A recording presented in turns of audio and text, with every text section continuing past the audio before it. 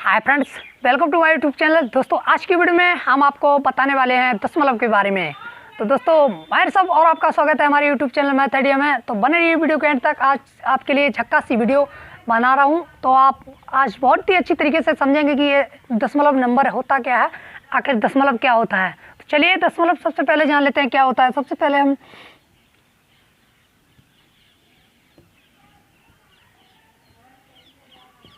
दशमलव, ओके, हम किसके बारे में जानना चाह रहे हैं? दशमलव के बारे में। तो चलिए दोस्तों दशमलव के बारे में हम बात कर रहे हैं।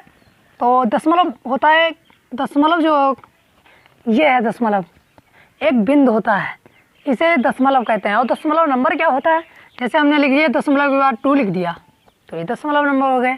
और ये दशमलव 6, 5, ओके, तो ये हो गया दशमलव नंबर।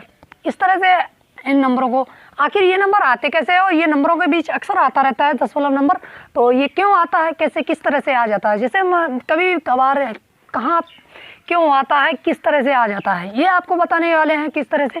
जैसे हम तो किसी भिन्न को सॉल्व कर रहे होते हैं और एंड में आके भिन्न आ जाती है। जैसे हमने मान लिया 2/10 2/10 आ जाता है, तब हमारा क्या है, अब ये क्या है कि पॉइंट में आंसर आ जाएगा इसका।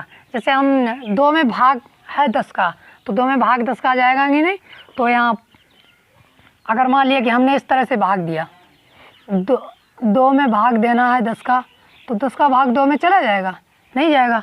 तो हम क्या करेंगे, यहाँ पे भाग खाएगी बिंदु पॉइंट लगा लेंगे और यहाँ पे एक 0 बढ़ा लेंगे। ओके, तो ये 20 हो गया, तो 10 दूनी 20। तो ये आंसर हमारा क्या आया, बराबर क्या आया, 0.2। ये हमारा इस तरह से 0.2 आ जाता है। और ये, और अब आपको बता दें कि दशमलव, जिस दशमलव के आगे अगर हम 0 ना लगाएं तो भी कोई दिक्कत नहीं है। 0.2 लिख दें या 0.2 लिख दें तो बात सेम ही है। तो एक ही बात है, कोई फ़र्क नहीं पड़ने वाला। आप अगर मान लीजिए हमने 0.2 लिखा और यहाँ 2 लिखकर और यहाँ 0 बढ़ा दिया तो भी कोई फ़र्क नहीं पड़ने वाला। फिर से एक 0 बढ़ा दें तो भी कोई फ़र्क नहीं पड़ने वाला, केवल ये 0.2 ही रहेगा। ठीक है, ओके, वही नंबर में कोई बदलाव नहीं होगा। हाँ, अगर हमने 0.02 कर दिया तो यहाँ पे नंबर का बदलाव हो गया है, और यहाँ 0.002 कर दें तो यहाँ पे और ज़्यादा बदलाव हो गया। इस तरह से आप समझ रहे हैं। जैसे दशमलव नंबर के बाद हम 0 कितने भी ऐड करते हैं तो कोई फ़र्क नहीं पड़ता है। और जैसे हमारी सामान्य संख्या, जैसे हमने लिख दिया 2, और 2 के आप इसमें दशमलव नंबर तो है नहीं, 2 के अगर इसके पीछे हम 0 बढ़ाएंगे तो ये 20 हो जाएगा। अगर हम इसके आगे 0 बढ़ाएं तो कोई फ़र्क नहीं पड़ेगा, तो ये तभी ये 2 रहेगा। ओके, हम चाहे इसके आगे मिलियन 0 जोड़ दें तो भी ये 2 ही रहेगा। तो आप समझ गए होंगे। तो चलिए अब क्या है कि इस नंबर को क्या कहते हैं, इस नंबर को क्या कहते हैं, चलिए ये 0.2 को क्या कहेंगे, 0.02 को क्या कहेंगे, और इसे 0.002 को क्या कहेंगे। यह बात आप लोग समझने के लिए तैयार हो जाए। चलिए अब हम इसे ख़त्म करते हैं। तो फ्रेंड्स अब हम जानेंगे कि 0 पॉइंट, जैसे हम मान लीजिए कोई हम सामान्य नंबर लिखते हैं 2, 5, 6 हैं, और हम इसे किस तरह से पढ़ते हैं, जैसे हम कभी काउंट करते हैं बड़े से बड़े नंबर को तो कैसे करते हैं, इकाई, इसे करते हैं इकाई और दहाई और सैकड़ा। ओके, अब हमने यहाँ पॉइंट लगाया, ठीक है, और 0.2 लिखा और फिर 0.02 और 0.002। ओके, तो जब हमारे पॉइंट के बाद कोई 0 नहीं है तो हम अगर ऐसे ऐड करेंगे तो सिंपल क्या करेंगे, इसका सबसे पहले सीधे में पॉइंट उतार लेंगे। ओके, और इसे सिंपल ऐड कर देंगे तो ये 2 के ऊपर कुछ भी नहीं है, तो यहाँ 0, 0 और यहाँ 0, इस तरह से। और मैं इसे ऐड करेंगे तो ये क्या आ जाएगा, 2 और 2 और 2 और ये क्या, पॉइंट। तो ये आ गया। अब इन नंबरों को हम किस तरह से करते हैं, आइए अब हम इन नंबरों को तो आपको बताया था, जो सामान्य संख्या होती है इसे हम इकाई दहाई, जैसे मान लिया लिख लेते हैं 2, 5 और 6, तो हम इसे कहते हैं इकाई दहाई सैकड़ा। और इन नंबरों को हम क्या कहते हैं, आपको ज़रूरी बताना है। इन नंबरों को कहते हैं, जैसे हमने लिखी, सबसे पहला नंबर को हम बोलेंगे दशांश। ठीक है, पहला नंबर तो ये हो गया, इसे ये बोलते हैं दशांश। और दूसरे नंबर को हम क्या बोलते हैं, शतांश। ओके, अब तीसरे नंबर को हम क्या बोलते हैं, यहाँ बोलते हैं सहस्त्रांश।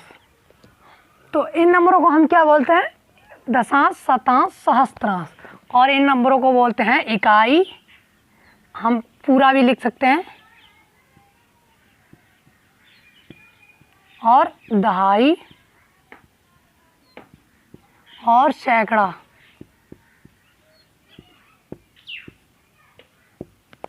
तो पहला नंबर हमारा क्या हो जाएगा, इकाई, दूसरा नंबर दहाई और तीसरा नंबर सैकड़ा। इस तरह से हम काउंट करते हैं और इसे कहते हैं दशांश, शतांश, सहस्त्रांश, इस तरह से। तो चलिए अब हम क्या करेंगे, अब ये जानेंगे कि पॉइंट 2 में क्या अंतर है, और 2 क्या है, और 0.02 क्या है, और 0.002 क्या है, इसके बारे में आपको डिस्कस कराएंगे। तो चलिए बने वीडियो के एंड तक। चलिए तो फ्रेंड्स आ जाइए, हम 0.2 को हम क्या बोलते हैं, जैसे हमारा 1 रुपये है, 1 रुपये के बटे, जैसे हमने ले लिया यहाँ 2 रुपये, 2 रुपये के बटे में हमने लिख दिया 10, हाँ 2 के बटे में 10 लिख दिया, तो 2/10 बराबर क्या आएगा, 0.2 आ जाएगा।